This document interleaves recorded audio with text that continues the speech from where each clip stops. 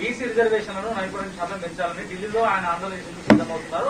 దానికి మిగతా ప్రతిపక్ష పార్టీలు లేఖ రాసే అవకాశం ఉన్నట్టు కూడా ఆయన చెప్పారు. దీన్ని ఎట్లా చూస్తున్నారు? ఇలా తెలంగాణ రాష్ట్రంలో బీసీలకు ఇచ్చింది ఎంత రాష్ట్ర ప్రభుత్వము? ఎన్నికల ముందు 42% ఇస్తానది. ఇలా ఎంత ఇచ్చింది? కేవలం 32% ఇచ్చింది. బీసీలకు తెలంగాణ రాష్ట్ర ప్రభుత్వం, తెలంగాణలో కాంగ్రెస్ పార్టీ ప్రభుత్వం ఇచ్చింది ఎంత? 32%. దాని మీద ఫస్ట్ క్లారిటీ ఇవ్వాలి రాష్ట్ర ముఖ్యమంత్రి గారు.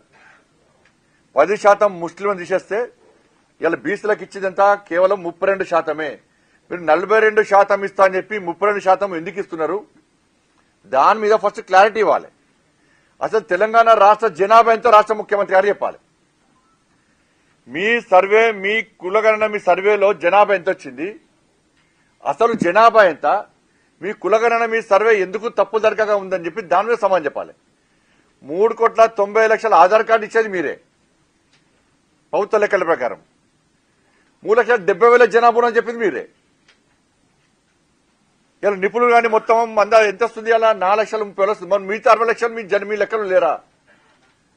అసలు తెలంగాణ రాష్ట్రంలో ఉన్నారా లేదా వారు? అసలు ఏం క్లారిటీ లేకుండా ఇవాళ వాళ్ళు చర్చించాల్సింది 6 గ్యారెంటీల మీద చర్చించాలి.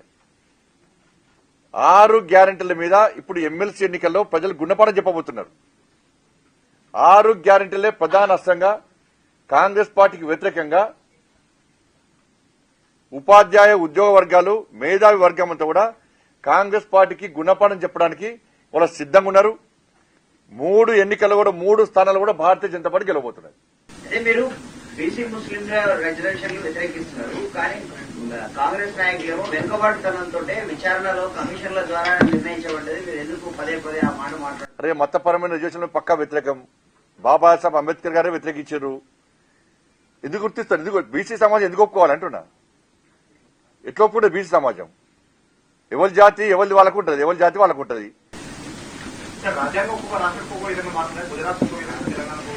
ఫస్ట్ తెలంగాణ నుంచి మాట్లాడుకుందాం. గుజరాత్ తర్వాత, లేకుంటే వేరే దేశం అమెరికా, లండన్, చైనా తర్వాత. తెలంగాణ బీజేపీ ఒకే సామాజిక వర్గాలు చేసిందా, అన్ని సామాజిక వర్గాలు చేసింది? దానికి అడగడానికి క్వశ్చన్ కాదు, నేను చెప్పేది ఆన్సర్ కాదన్న.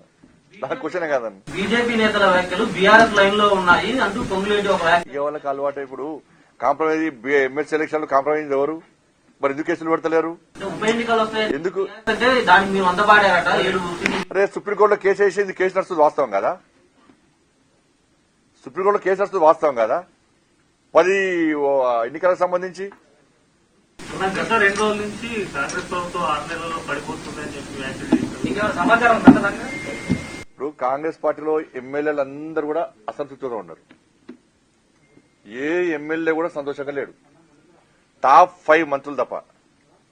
ఏ పనులు జరిగినా, ఏ బిల్లులు పేమెంట్స్ కావాలన్నా ఆ టాప్ 5 మంత్రులకు మాత్రమే అవుతున్నాయి. ఇవాళ మేము ప్రజలు తిరిగే పరిస్థితి లేదు. ప్రజలు అడిగే ప్రశ్న సమాధానం చెప్పే పరిస్థితి లేదు. ఈ 6 గ్యారెంటీ అని చెప్పి ఎన్నికల్లో హామీ ఇచ్చినాం. ఆ 6 గ్యారెంటీల గురించి ఇవాళ ప్రజలు ప్రశ్నిస్తున్నారు. మా పరిస్థితి ఏంది అని చెప్పి ఇవాళ కాంగ్రెస్ పార్టీ ఎమ్మెల్యేలే రహస్యంగా సమావేశాలు పెట్టుకుంటున్నది వాస్తవం.